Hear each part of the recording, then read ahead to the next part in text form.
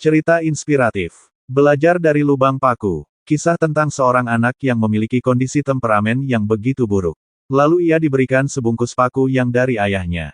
Ayahnya berkata jika anak tersebut sedang dalam kondisi marah ia harus memukul paku ke pagar. Hari pertama ia menancapkan paku sebanyak 37. Namun seiring berjalannya waktu paku yang ia tancapkan ke pagar mulai berkurang. Hingga pada suatu waktu ia berhasil tidak menancapkan paku ke pagar. Keberhasilan yang ia lakukan diceritakan kepada ayahnya.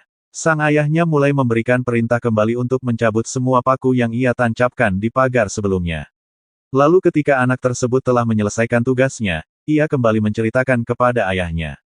Lalu ayahnya mengajaknya keluar untuk melihat pagar tersebut dan berkata, "Bagus nak, kamu sudah menyelesaikan tugasmu dengan baik.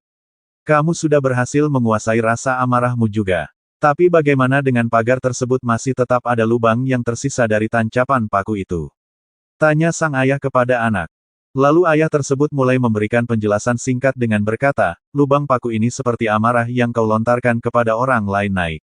Mungkin kau berhasil meminta maaf kepadanya dan tak akan mengulanginya. Namun apakah luka yang akan mereka terima bisa dengan cepat sembuh?" Ucap ayah tersebut. Dari cerita tersebut kita bisa belajar jika ucapan dan tindakan yang didasari oleh rasa amarah hanyalah akan memberikan bekas luka kepada orang lain.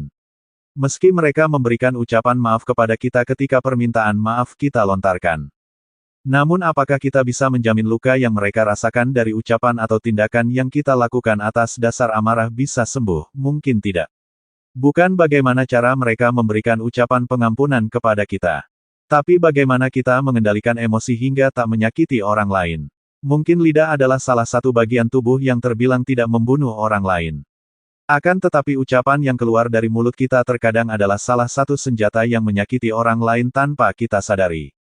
Maka dari itu mengontrol emosi adalah kunci untuk tidak menyakiti orang sekitar kita.